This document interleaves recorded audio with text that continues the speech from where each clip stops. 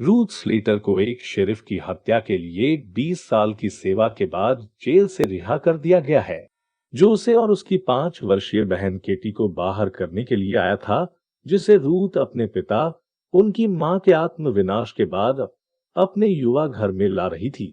श्रम के दौरान पारित होने के बाद उसकी डिलीवरी के बाद रूथ अपने परिवीक्षा अधिकारी विंस क्रॉस से परिचित हो जाती है और उसे 2 समवर्ती पद प्राप्त होते हैं, जबकि उसकी अलग थलग अधिक युवा बहन की तलाश होती है।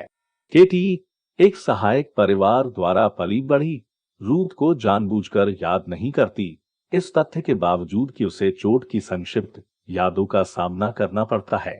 जेल से रूथ की डिलीवरी के आने पर केटी एक फेंडर बेंडर के साथ लगी हुई है, जिसके बाद वह अपने नए माता पिता के घर वापस आ जाती है ताकि वह स्वस्थ हो सके।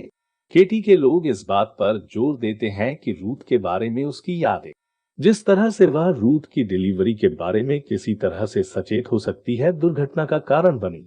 वे इस बात से सहमत हैं कि केटी से अतीत की वास्तविकता को उसके लाभ के लिए छिपाने के लिए वे गलत से ज्यादा सही थे, जैसा कि वे ये सोचना चाहेंगे कि एक बहन जो कि एक सजा दी गई हत्यारा है, उसे कुछ भी नहीं दे सकती है। इस बीच कीथ, मारे गए शेरिफ रूथ के सबसे पुराने बच्चे, ने रूथ की डिलीवरी के संबंध में सीखा है और उसका पीछा करना शुरू कर दिया है, यह महसूस करते हुए कि वह कहां रहती है और कहां काम करती है। अभी भी हवा में प्रतिशोध की साजिश रचने के लिए अभी तक अपने अधिक छोटे भाई स्टीव को तैयार नहीं किया जा सकता है, जिसका अपना समूह है, और लगातार कीथ को इसे रहने दो के लिए कहता है।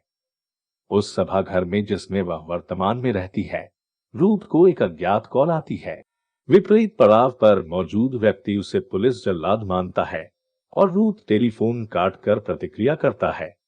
जैसे ही वह अपने कमरे में फिर से प्रवेश करती है, रूथ देखती है कि उसका एक फ्लैट साथी स्पष्ट चीजों की तलाश में उसकी चीजों के माध्यम से नो टेकिंग गाइडलाइन का उल्लंघन कर रहा है। रूथ ने फ्लैटमेट के साथ मारपीट की और उसे कमरे से दूर भगा दिया। कुछ बिंदु पर रूथ अपने पिछले घर में वापस आ जाती है और इसे पूरी तरह से नया रूप देखकर स्तब्ध रह जाती है। वह नए निवासियों जॉन और लिज इनग्राम से मिलती है। जॉन रूथ का अंदर से स्वागत करता है और वह भी लगभग हर चीज में दिलचस्पी रखती है। जैसे ही रूथ निकलती है, जॉन रूथ के प्रति विचारशील महसूस करता है, उसे बस स्टेशन की सवारी करने की पेशकश करता है। रूथ को पता चलता है कि जॉन एक कॉरपोरेट कानूनी सलाहकार है और वह उसे केटी की खोज के बारे में शिक्षित करती है और जॉन उसकी मदद करने का विकल्प चुनता है। बहरहाल, कुछ ही समय बाद यूहन्ना रूथ के अतीत के बारे में वास्तविकता सीखता है। रूथ झूठ बोलने के लिए माफी मांगती है, लेकिन जॉन वास्तव में उसके मामले को लेने के लिए सहमत है। जबकि रूथ एक निर्माण स्थल पर अपना दूसरा व्यवसाय कर रही है, स्टीव अंदर आगे बढ़ता है और क्षण भर में रूथ के साथ बातचीत करता है, जो स्टीव के बारे में कुछ नहीं जानता है। स्टीव अपने लोगों का संदर्भ देता है और रूथ व्यक्त करता है कि वे मर चुके हैं। स्टीवन माफी मांगता है, जिस पर रूथ प्रतिक्रिया करता है, जीवन जारी है। रूथ के जाने के बाद स्टीव पीछे रह जाता है और रूथ की चीजों के माध्यम से जाता है। केटी की उपस्थिति का पता लगाता है जब वह उसकी एक तस्वीर को ट्रैक करता है। जॉन को केटी और उसके परिवार का क्षेत्र पता चलता है। वह अभिभावकों माइकल और राहेल मैल्कम से संपर्क करता है, जो रूथ से गुप्त रूप से मिलने के लिए हिचकिचाते हैं। सभा के दौरान रूथ को पता चलता है कि माइकल और रेचेल ने जानबूझकर केटी को उसके बारे में नहीं बताया है और उन सभी पत्रों को रखा है जो उसने जेल में अपने वर्षों के दौरान केटी के संपर्क में रखे थे। को सलाह देते हैं कि केटी किसी भी तरह से उसके बारे में नहीं जानती या उसे याद नहीं करती है और उसके लिए ये मान लेना सबसे अच्छा है कि वह ऐसा ही रहता है। जब रूथ को भावना के विस्फोट का अनुभव होता है, तो मैल्कम्स गुस्से से कमरे से बाहर निकल जाते हैं। एमिली, केटी की अधिक छोटी बहन, अपने लोगों को रूथ के बारे में चर्चा करते हुए सुनती है और पत्र ढूंढती है, जैसा कि वह उन्हें समझती है।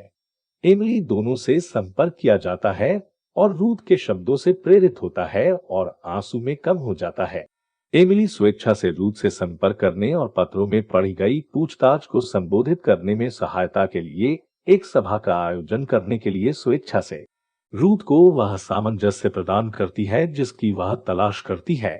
अपनी सभा के अंत में एमिली रूथ को प्रकाशित करती है कि केटी कुछ समय बाद पास के एम्फीथिएटर में अभ्यास करेगी। जैसे ही एमिली वापस आती है, स्टीव उसका पीछा करता है, ये पता लगाने के लिए कि वह कहाँ रहती है। रूथ इंग्राम्स के घर वापस आ जाती है। उसे जॉन के साथ बातचीत करने की आवश्यकता है क्योंकि उसके पास वर्तमान में केटी से अभ्यास में मिलने का मौका है और उसे उसके विशेषज्ञ मूल्यांकन की आवश्यकता है। किसी भी मामले में वह घर पर नहीं है। रूथ एक क्रुद्ध लिज के करीब आती है जो उसे बताती है कि उसे वह सब कुछ नहीं मिला जो उसके महत्वपूर्ण दूसरे ने देखा और रूथ को जाने के लिए कहा। फ्लैशबैक के माध्यम से यह पता चलता है कि यह 5 वर्षीय केटी थी जिसने वास्तव में शेरिफ को मारने वाले शॉट को छोड़ दिया था। हालांकि रूथ ने गलती की और उसे सुनिश्चित करने के लिए जेल चला गया। वास्तविकता को सीखते हुए लिज रूथ के प्रति विचारशील महसूस करती है और उसे प्रस्तुति के लिए प्रेरित करती है। केटी के संबंध में पता लगाने के बाद स्टीव प्रतिशोध पर अधिक जिद्दी हो गया। इसके बावजूद वह अपने भाई कीथ को अपने साथी के साथ बिस्तर पर ले जाता है और घर से बाहर निकलने से पहले उसकी पिटाई करता है। उसकी नाराजगी से प्रेरित होकर वह एमिली को पकड़ लेता है, उसे केटी के साथ भ्रमित करता है।